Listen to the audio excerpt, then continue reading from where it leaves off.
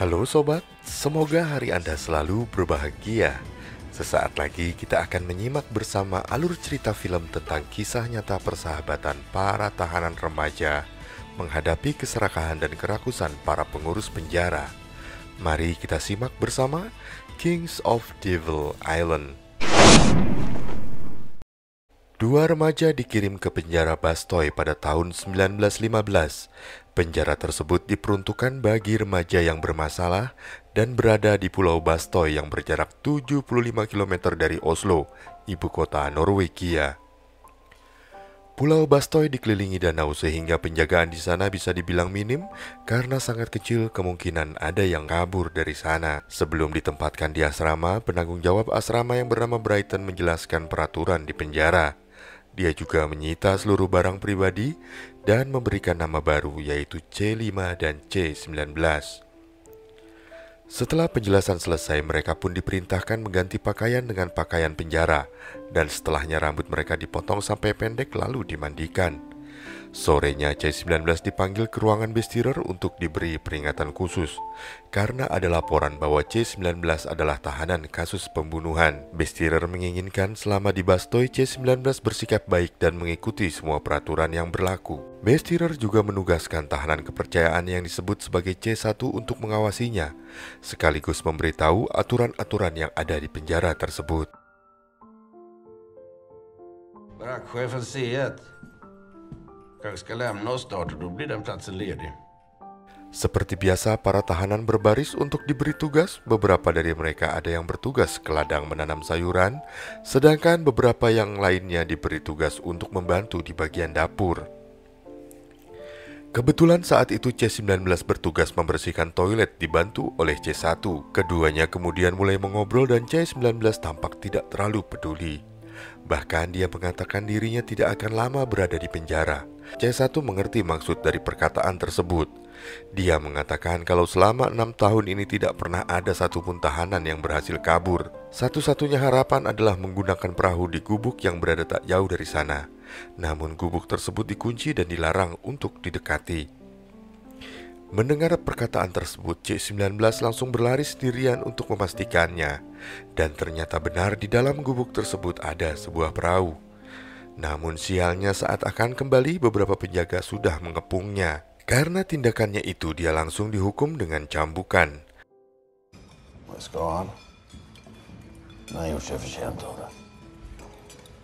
Malamnya saat jam tidur, tiba-tiba C5 membuat keributan karena barang simpanannya hilang.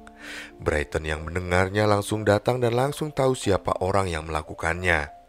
Anak itu pun diberi teguran di hadapan semua tahanan, serta dihukum tidur berdiri selama 1 malam. Paginya giliran C19 yang diganggu dihalang-halangi saat akan membersihkan diri.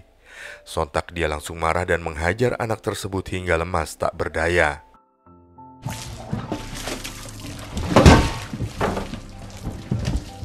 Selain rutinitas bekerja, di penjara Bastoy juga ada kelas agama dan saat itu semua orang yang ditunjuk diharuskan membacakan materi. Ketika C19 mendapatkan giliran, dia malah diam. Beruntung C1 segera membantunya. Ternyata C19 tidak bisa membaca. Terbukti saat mendapatkan surat, dia kebingungan dan baru bisa mengerti setelah C1 membantu membacakannya. Dan ternyata surat itu berasal dari Elsa, yaitu adik C19. Esoknya saat akan memasuki asrama, dia menemukan kalau suratnya dijadikan lelucon oleh C9 bersama para tahanan lainnya. C19 langsung marah dan terjadilah keributan. Karena ulahnya itulah keduanya termasuk C1 yang ikut melerai mendapatkan hukuman. Mereka dibawa ke hutan untuk ditugaskan menebang pohon besar yang nantinya akan dijadikan kayu bakar. Mereka bertiga tampak sangat kelelahan dan para penjaga hanya memberikan makan dari sisa makanan tahanan yang ada di asrama. Saat menjalani hukuman tersebut, keduanya masih sering mengejek satu sama lain. Namun C9 kali ini berusaha diam, karena dia tak mau jika hukumannya bertambah dan menjadi lebih buruk lagi. Sementara itu C19 yang tidak ada kapoknya malah mematahkan gergaji yang sedang mereka gunakan. Dan potongan gergaji tersebut dia bawa, kemudian dia simpan untuk digunakan nanti jika diperlukan. Lambat laun dengan seringnya mereka bersama, mereka pun mulai akrab satu sama lain. terlebih C19 dan C1 yang banyak berbincang mengenai latar belakang masing-masing. Keesokan harinya saat mereka kembali menebang pohon, salju pun turun semakin deras. Mereka juga harus menyeberangi sungai yang membuat suhu semakin dingin. Seperti biasa ketika mereka beristirahat, mereka memakan makanan sisa para tahanan. Ketika Bestirer datang, C1 mengakui kesalahannya dan meminta maaf tidak akan mengulanginya lagi. Setelah bebas dari hukuman, C9 dan C19 ternyata punya rencana lain. Mereka izin pergi ke toilet untuk melapisi sebagian mata gergaji dengan perban, agar tidak melukai tangan yang nantinya akan digunakan untuk memotong kunci yang ada di gubuk tempat perahu disimpan. Seperti biasa, semua tahanan kembali kepada rutinitasnya. Semua sibuk dengan tugasnya masing-masing, dan ketika itu C1 mulai curiga pada C19. Dia meminta jika memang punya rencana kabur, setidaknya sabar dahulu sampai dirinya sendiri bebas, agar nanti bisa bertemu di luar sana. Karena tak mau berdebat panjang, C19 hanya mengiyakannya dengan setengah hati. Tak lama kemudian, C5 berteriak kesakitan karena tangannya tersayat pisau. C1 dan C19 berusaha menolong dan membawanya ke klinik penjara. Kesempatan itu juga ternyata digunakan oleh C19 untuk mengambil kunci cadangan saat suster sedang fokus mengobati. Malamnya C9 dan C19 kembali bertemu di toilet.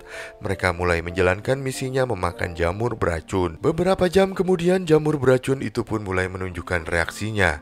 Seluruh penghuni asrama menjadi panik dan keduanya langsung dibawa ke klinik. Saat suster selesai mengobati dan mematikan lampu, C19 segera bangun dan mengajak C9 untuk cepat-cepat pergi sebelum pihak klinik menyadari kepergian mereka. Sayangnya C19 masih sangat lemas dan tak bisa sadar secara penuh, sehingga tak ada pilihan lain selain C19 kabur seorang diri. Sesampainya di gubuk tempat perahu disimpan, dia langsung menggunakan gergajinya untuk membuka tembok pintu. Saat itulah, tanpa disadari, ternyata C5 yang tadi ikut berada di klinik diam-diam mengikuti dan memintanya serta kabur bersama dengan C19. Dia pun memohon agar diajak karena selama di penjara, dia mengaku telah dilecehkan oleh kepala asrama Brighton dan C1 juga tahu tapi tak pernah mau melaporkannya kepada Bestirer. Walau merasa sangat kasihan, C19 tetap menolak karena tak mau mencelakai C5 jika hal buruk nanti terjadi. 1 jam kemudian terdengar lonceng berbunyi dan membuat seluruh penghuni penjara bangun termasuk para tahanan. Beberapa orang kemudian dikumpulkan untuk langsung melakukan pencarian ke daerah pantai. Dengan adanya kejadian tersebut, esoknya seluruh tahanan dikumpulkan dan Bestirer langsung mengungkapkan kekecewaannya. Dia menyebut C19 adalah pengecut dan egois karena memilih kabur daripada menebus dosa-dosanya. Walau begitu, Bestirer yakin C19 cepat atau lambat akan tertangkap dan kembali ke Bastoy. Dan benar saja, sehari setelahnya tampak dari kejauhan, 2 petugas kepolisian menggiring C19. Karena nekatnya, dia mendapatkan hukuman cambuk sebanyak 20 kali dan hukuman tersebut dilakukan oleh C1 karena sudah lalai menjaga kepercayaan Bestirer.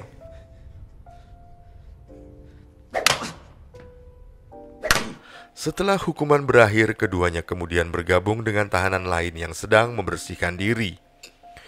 C19 mengungkit kelicikan C1 yang bersedia menghukumnya, tetapi tidak berani melapor pelecehan yang dilakukan Brighton kepada C5. Sementara itu C1 juga tetap kecewa karena C19 tak menepati perkataannya untuk tidak melarikan diri. Untungnya perdebatan mereka tidak sampai mengarah kepada keributan. Karena terus-menerus mendapatkan desakan dari kedua temannya, akhirnya C1 memberanikan diri datang ke ruangan Bestirer untuk melaporkan kelakuan Brighton. Awalnya C1 khawatir laporannya tidak dipercaya dan berakibat buruk bagi nasibnya. Tetapi untungnya Bestirer percaya dan segera menjauhkan C5 dengan memerintahkannya bekerja di hutan. Namun sayangnya, tugas di hutan didampingi oleh Bernie yang bersekongkol dengan Brighton. Bukannya lepas dari masalah, C1 malah ditagih uang dan diharuskan membayarnya. Esok harinya ternyata Bernie sempat bertaruh dan kalah. Namun dia malah meminta uang tersebut kepada C5, bukan kepada Brighton. Dengan berbagai tekanan, C5 merasa tidak ada tempat dan tidak ada orang yang bisa menolongnya.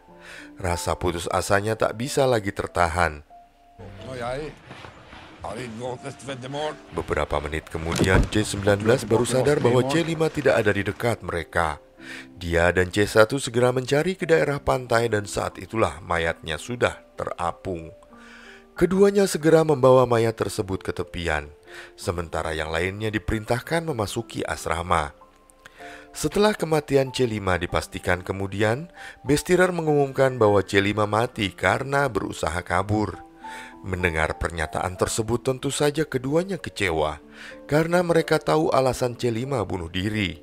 Namun walau begitu mereka tak bisa berbuat banyak. Hanya mengantar peti jenazah dan kembali ke rutinitas biasa. Esoknya Bestirer memanggil Brighton untuk menelusuri laporan C1 mengenai pelecehan terhadap C5. Bestirer juga mengancam akan memenjarakannya seumur hidup atas kelakuannya. Namun Brighton membela diri dan mengatakan bahwa laporan C1 hanyalah sebuah karangan. Paling penting adalah jika sampai dirinya di penjara, maka dia akan membocorkan penyalahgunaan dana penjara yang dilakukan Bestirer selama ini.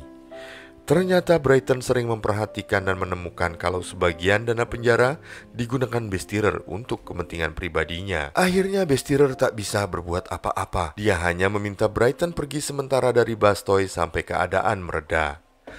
Perginya Brighton disaksikan oleh para tahanan dan mereka langsung bersorak senang karena mengira Brighton telah dipecat dan tidak akan kembali lagi. C1 dan C9 juga tentu saja senang walau menurutnya terlambat karena C5 tak mungkin bisa hidup lagi. 1 minggu lagi beberapa tahanan ada yang akan bebas dan salah satunya adalah C1. Sebelum tahanan tersebut benar-benar bebas, komite pusat datang untuk mengecek keadaan dan kondisi para tahanan. Saat dites, C1 ditanya mengenai kabar pelecehan di penjara. Tapi sebelum dijawab, Bestirer langsung memotong mengatakan bahwa anak yang mati kemarin adalah anak yang sangat nakal dan tidak bisa diatur. Lagi-lagi C1 tak bisa berbuat apa-apa. Dia hanya bisa menahan kecewanya atas semua kebohongan Bestirer. Tak sampai di situ, di hari pembebasannya dia melihat Brighton kembali ke penjara. Dan yang paling membuatnya emosi adalah mendengar dari salah satu penjaga bahwa kemarin Brighton pergi karena disuruh Bestirer untuk mengurus urusan di luar pulau. Tanpa berpikir panjang dia lalu berbalik dan segera menghampiri Brighton, lalu memukulnya dengan membabi buta. Keributan tersebut semakin menjadi karena C19 dan C9 ikut membantu.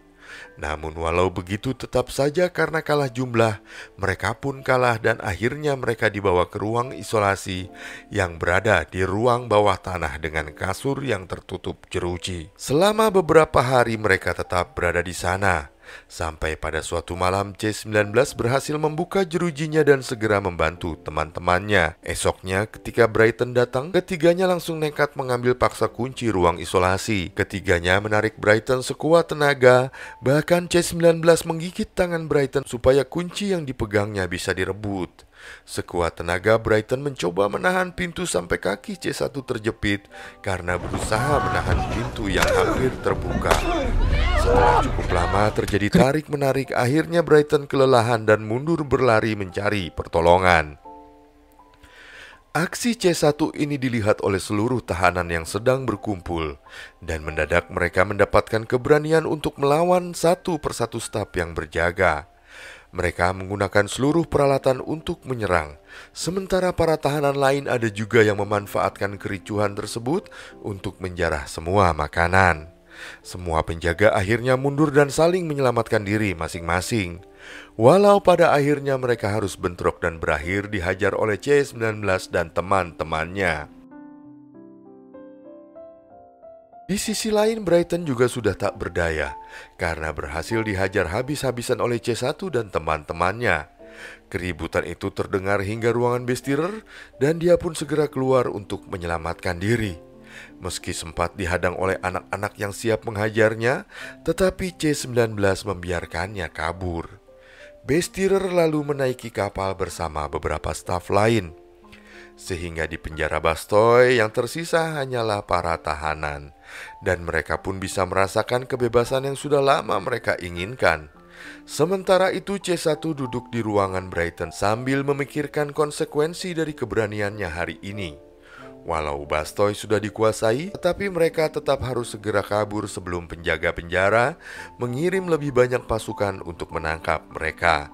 Keesokan harinya C1 dan C19 segera mengarahkan para tahanan untuk membuka gubuk tempat perahu dan mendorong perahunya ke laut. Sayangnya ketika mereka mencapai bibir pantai, kapal besar datang berisi rombongan polisi yang siap menangkap mereka. C1 dan C19 segera memberitahu kawan mereka untuk bersembunyi. Namun mereka terlambat karena gerakan polisi yang lebih gesit serta jumlahnya yang sangat banyak. Semua polisi segera menyisir area pulau dan satu persatu para tahanan ditemukan dan ditangkap. Beruntung C1 dan C19 berhasil bersembunyi di daerah hutan. Setelah melihat keadaan aman, mereka pun keluar dari persembunyian. Dan C19 melihat adanya rusa yang dia yakini berasal dari luar pulau dan berhasil menyeberangi danau yang membeku. Oleh karena itu mereka pun berniat menyeberanginya juga. Namun belum jauh mereka berjalan, tiba-tiba C9 mendengar teriakan para polisi dan membuatnya panik berlari ke arah lain. Sialnya dia malah mendekati para polisi dan membuatnya ditembak untuk dilumpuhkan. Sementara itu C1 dan C19 berhasil menyusuri danau dan mereka harus berjalan dengan sangat hati-hati agar tidak salah langkah dan menginjak bongkahan es yang tipis. Mereka berdua harus melawan rasa dingin, ditambah C1 yang sudah mulai kelelahan karena kakinya yang sakit akibat kemarin terjepit pintu ruang isolasi. Keduanya kemudian saling membantu sampai akhirnya mereka menemukan bongkahan es tipis yang harus dilewati. C1 menjadi yang pertama menyeberang dan dengan hati-hati dia berhasil melewatinya. Ketika C19 menyusul, dia tampak ragu sehingga tak sengaja terlalu menekan permukaan es dan membuatnya terperosok. C1 berusaha sekuat tenaga menolongnya, akan tetapi suhu air yang sangat dingin membuat C19 tidak bisa menggerakkan tubuhnya. Akhirnya C19 meminta untuk dilepaskan, dan dengan berat hati C1 melepaskannya dan kembali melanjutkan perjalanan. C1 kemudian melintasi lautan yang membeku.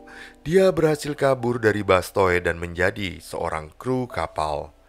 Beberapa bulan kemudian kapalnya melewati perairan dekat Bastoy dan C1 melihat pulau tersebut dari kejauhan. Dia kembali mengingat masa-masa ketika berjuang bersama sahabatnya C19. Demikian, terima kasih sudah bersama layar tancap. Sampai jumpa di film selanjutnya.